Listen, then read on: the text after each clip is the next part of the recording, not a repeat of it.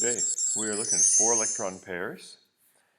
And 4 electron pairs, the parent shape is called tetrahedral.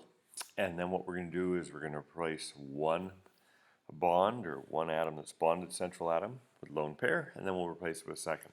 So there's going to be 3 structures total for 4 electron pairs. Our example is CH4. Carbon typically does not violate the octet rule. And so it's involved in 4 bonds. In this case, with 4 hydrogens, there's going to be 1 on each side.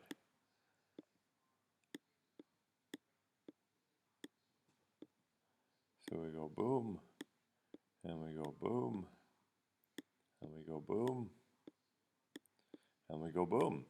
Now a Lewis structure makes it look like it's square planar. That would be the case. Get out of the way, dog. That would be the case if this was only a 2-dimensional structure. But it turns out these electron pairs around the central atom can get farther away if we allow them to go front and back. That means come forward towards you and away from you. And that's what a tetrahedral shape is. And that's what it's trying to show you here. Boom, boom, boom. So instead of 90 degrees, we get over 100 degrees, probably around 104, 105 degrees angle between all of these bonds. Very symmetrical structure.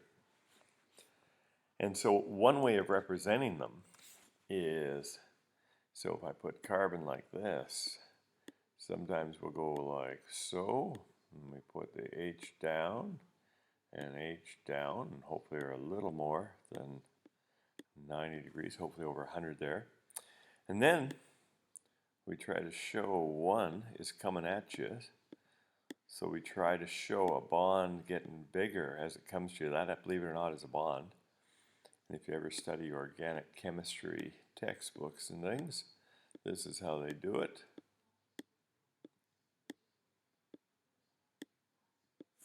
And you'll see one coming forward, one going back, and then these would be in the plane of your paper here. And we've increased, these angles are now bigger than 90 degrees that the Lewis structure makes it look like. Now our next beast is going to be AX3E. So we're going to replace an atom with a lone pair on the central atom. And that's going to push things down.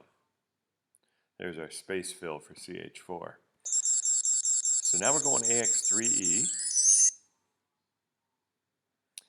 And ammonia. Ammonia is a classic example. And so hopefully you can make that out. There's the N. There's the H's on each side. H's are happy just with 2 electrons. And the nitrogen has 8 electrons around it. 1, 2, 3 are involved in bonds. And 1 lone pair. So this is now push those other bonds down. And that's one way of representing it. If I do in a structural diagram, I want to show that it's pyramidal. And you'll see that when we do the ball and stick model. So all of the hydrogen atoms, the way I'm drawing it, have been pushed down. And I end up with a pyramid that has a triangle for a base. And that's why it's trigonal for triangle. And pyramid. It's not flat the way it was for something like BF3. Now I'm going to replace another of these atoms with a lone pair, and we'll see what we end up with in the next beast. A very common molecule should be my example. And there's water, and we're saying, hey, water is not linear, it's bent. There's its Lewis structure. Now if I do a Lewis structure, I could put an H over here and it would look linear. Or I could put an H here and it would look like it's 90 degrees. Of course, those things are wrong. Lewis structures have a hard time going to 3D. So here it is, lone pair, they have pushed, the repulsion has pushed these bonds over at an angle. And so if I'm drawing a structural diagram for it, I go O, and I want to make sure it doesn't look like it's 90 degrees.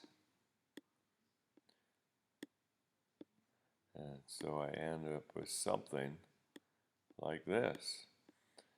Angular or bent, I prefer bent, just it's easier and shorter to write. So it's not linear, It's been bent because I have these lone pairs pushing these bonds down. There's our space-filled molecule. Again, it is definitely bent. And that's it for 4 electron pairs.